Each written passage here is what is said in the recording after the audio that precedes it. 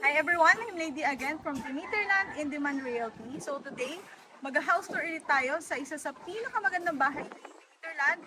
This is Christina Model with 100 square meter lot area and 90 square meter floor area.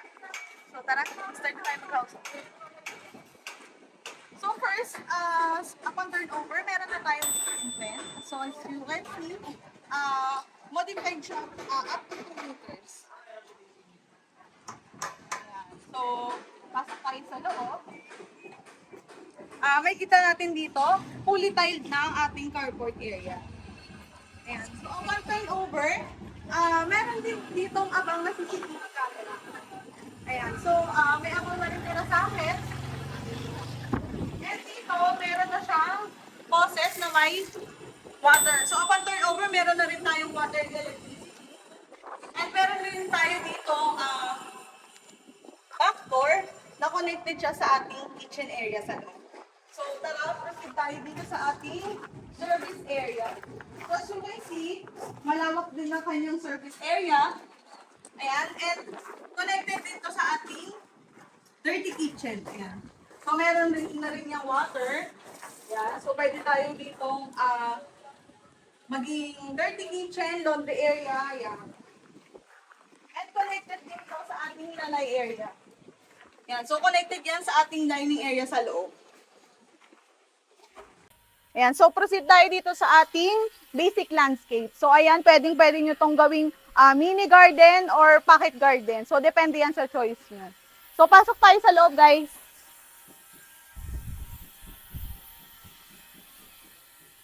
So discuss ko lang din dito sa ating main door. Ayan, so as you can see, may kita nyo, naka-double lock na siya. So, very secure ang inyong house. So, tara, pasok tayo sa loob. So, ang bubungad sa inyo ang very elegant na living area ni Christina Model. Ayan. So, meron siya ditong malaking window. Yan, para sa natural lighting ng house. Yan, so meron din tayong abang na socket na dito. Yan, para sa TV nyo, sa mga ilalagay nyo appliances. And yung lanay area natin na connected sa ating service area. Ayan. So dito ang inyong magiging dining area. And ito yung magiging kitchen area natin. Ayan. So when it comes naman dito sa ating kitchen area, meron na siyang smoke detector alarm dito sa ating kitchen. Naka-double sink na rin. And as you can see, meron na siyang water. And yung mga built-in cabinets, kasama na rin to upon turnover. So, ayan, may kita nyo, naka-tiles na ang ating kitchen cabinet. Ayan, so may socket na rin siya. Ayan. And may kita nyo, connected na rin siya sa ating back door. Ayan.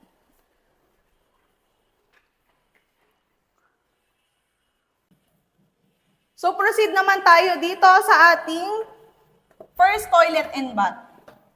So, ayan, bago ka pumasok, mayroon ditong mini cabinet. Ayan, pwedeng lagyan ng mga toiletries natin.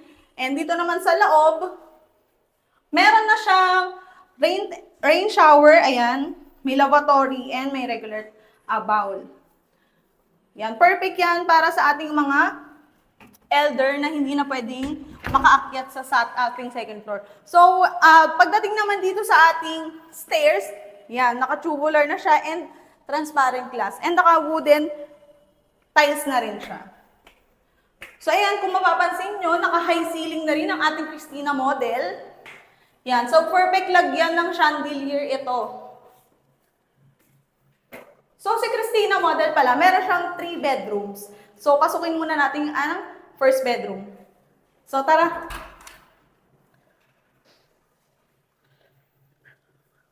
So, ito ang ating first bedroom. Ayan, as you can see, may kita nyo dito, meron na siyang cove ceiling. Ayan, so, pagdating naman sa ating ceiling, may 2 choices tayo kung pwede tayong mag-drop ceiling or cove ceiling. So, may kita nyo rin, naka-pin light na siya. Ayan, bawat sulok naka-pin light na. And may kita nyo dito, meron na siyang abang na aircon.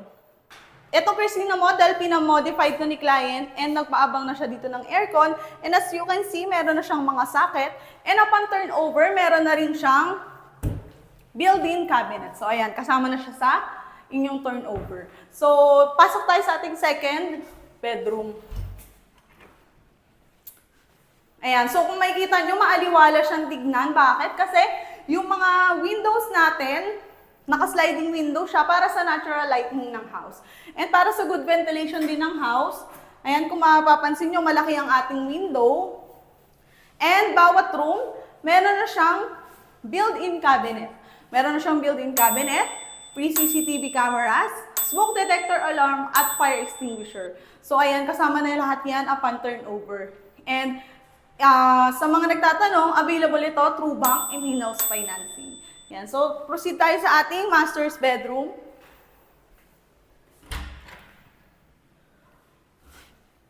Ayan. Sa ating master's bedroom, makikita nyo rin, meron pa rin siyang abang na aircon. And mas malawak siya. And mas malaki ang kanyang window. Ayan. And as you can see, makikita mo rin dito, malaki ang kanyang built-in cabinet. Ayan, so, disclaimer pala, this house is open for modification. Any sa mga unit ni Demeterland, if ever na may gusto kang ipamodify, ipa-expand, ipabago, ipadagdag, and kung ano pang gusto mong magawa sa inyong floor plan is pwedeng-pwede since may 3 meeting tayo with architect. So tara pa, proceed tayo sa ating balcony. Ayan, so makikita nyo, ayan, ito ang ating balcony. Ayan, so expandable pa siya hanggang dito sa ating gate and fence. So may mga client kami na pinapa-extend yan hanggang dun sa may gate and fence para magkaroon ng ceiling ang kanyang carport area. Ayan, so pag may mga other question pa kayo regarding sa Demeterland project, ayan, so located kami sa south and north. So makikita niyo yan sa screen.